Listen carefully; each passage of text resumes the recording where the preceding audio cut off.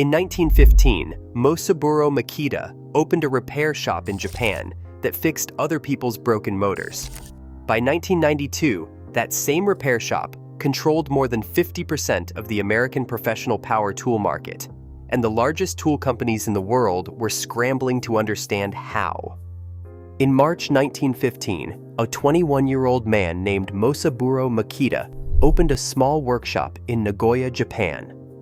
He had recently heard that a Tokyo electrical company called Meiji Electric had run into financial trouble and was closing its Nagoya branch. Makita moved quickly. He negotiated to acquire the machinery and equipment from the closing branch.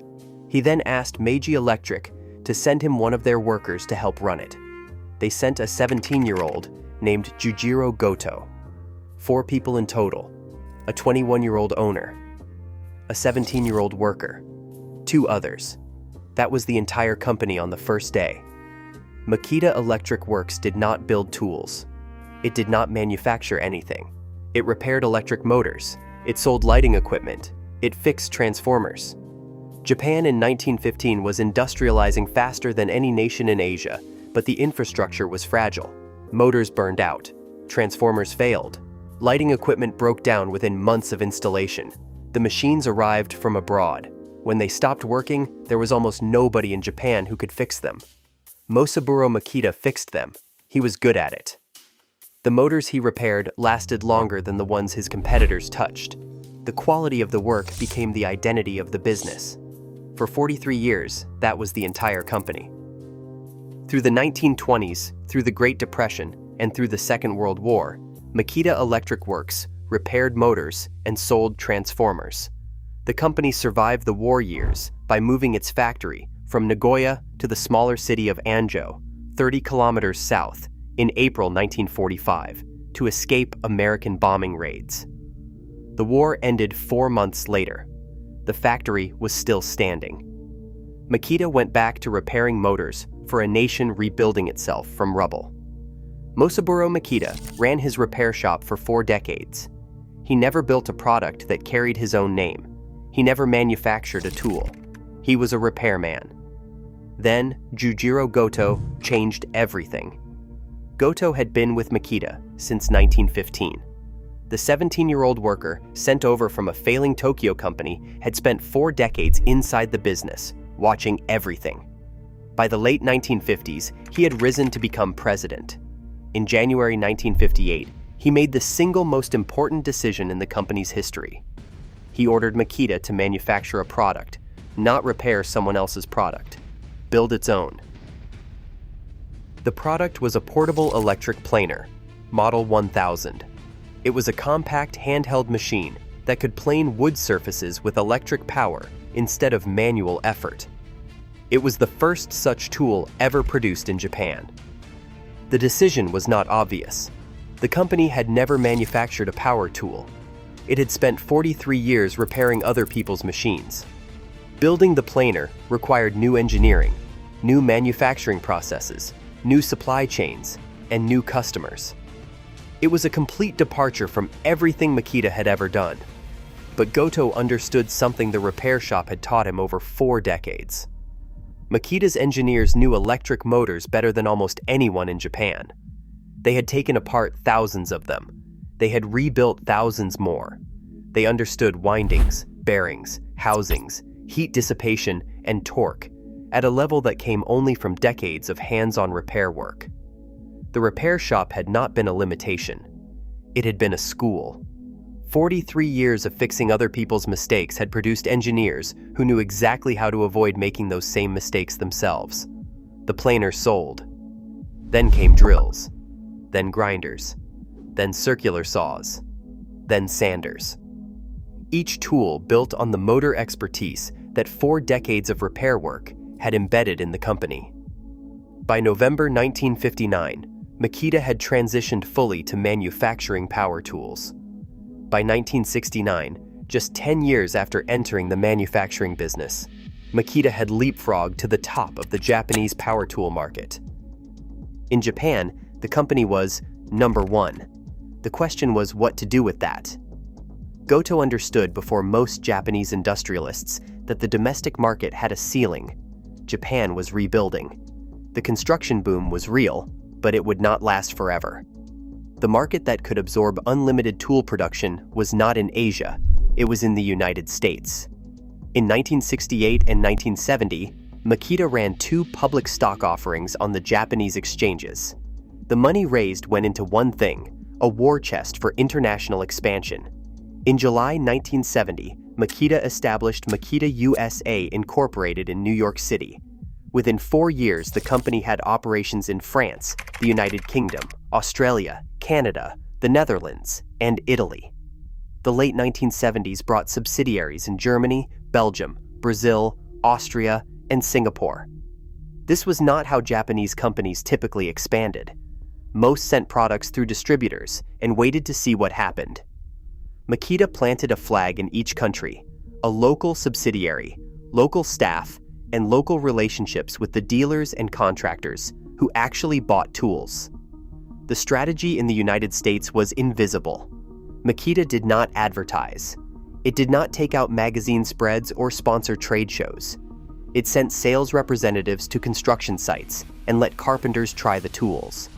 A carpenter who used a Makita drill for a day and found it still running at the end told the next carpenter on the next site. Word moved through the building trades faster than any advertising campaign could follow. The tools that spread by word of mouth were genuinely good. This was 43 years of paying off. Engineers who had spent their careers understanding why motors failed built tools designed not to fail. The tolerances were tighter. The motors ran cooler. The tools lasted longer under the kind of sustained daily use that a professional carpenter subjects a tool to that no weekend hobbyist ever would. By the end of the 1970s, Makita had captured nearly 1/5 of the global professional power tool market. Black & Decker was still the largest tool company in the world. One analyst described the situation to Fortune magazine in words that were later reprinted in business school case studies. Basically, Makita had them by the you-know-whats and just said, cough.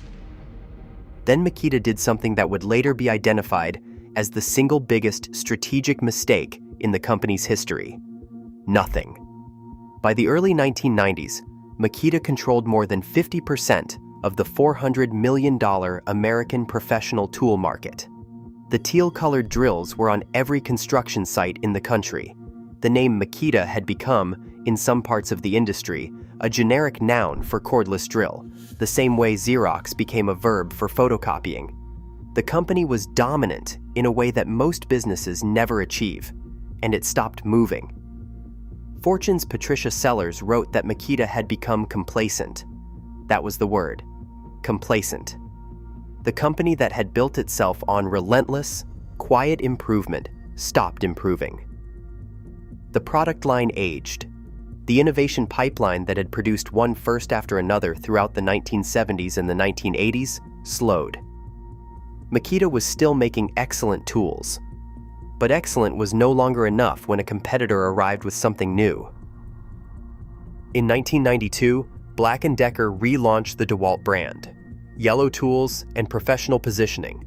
A 48-hour service guarantee backed the launch. A marketing campaign aimed directly at the contractor who had been buying teal. Within 2 years, DeWalt had taken significant share. Within 4 years, Black & Decker's professional market share had gone from 8% to more than 40%. The company that had owned 50% of the market was now sharing it with a resurrected name from a filing cabinet. Makita responded the way it always responded, quietly, methodically, and without drama.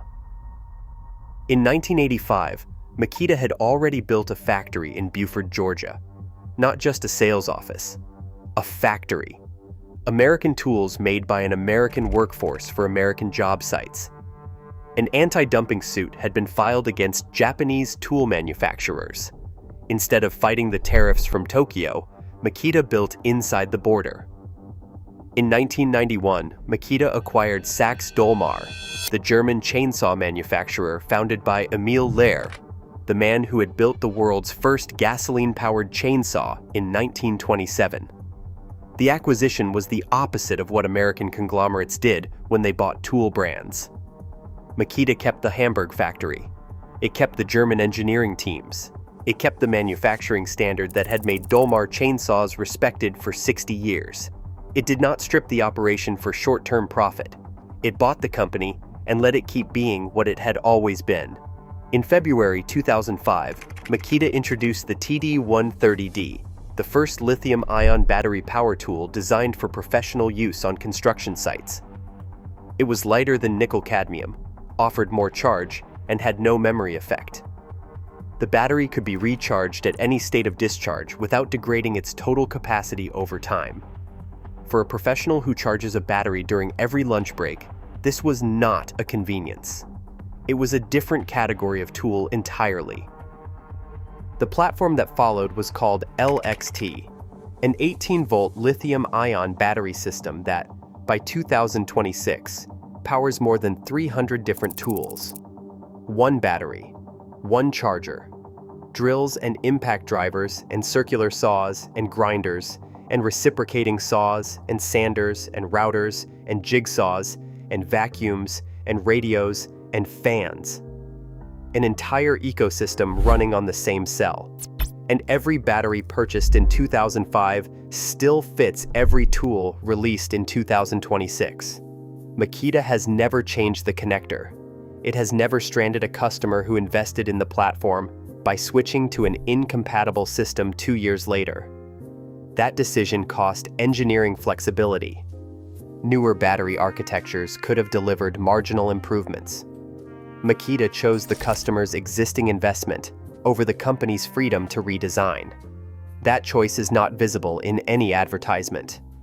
Compatibility shows up only when a carpenter reaches into a bag for a battery bought 8 years ago, and it clicks into the new tool without hesitation. Today, Makita Corporation is headquartered in Anzhou, the same city it fled to in 1945 to survive the bombing. The company has never been sold, never acquired, never merged into a conglomerate, never stripped for parts by private equity. It operates manufacturing plants in 14 countries. It sells products in more than 50 countries. Annual revenues exceed $5 billion. The workforce exceeds 17,000 people. While Black & Decker became a subsidiary of Stanley Works. While Craftsman was sold by Sears for $900 million. While Porter Cable was killed twice, and Milwaukee was acquired by a Hong Kong conglomerate. While DeWalt changed ownership 3 times before becoming the flagship brand of a publicly traded industrial giant. Makita remained Makita. Same headquarters, same city, same independence, same teal. Mosaburo Makita opened a motor repair shop in 1915 with 4 people and a collection of used machinery from a failing Tokyo company. He spent 43 years fixing other people's tools. He never manufactured a single product that carried his own name. The man who transformed the company was the 17-year-old worker sent over from Meiji Electric in 1915, who spent 4 decades watching everything and waiting until he understood it completely before changing anything.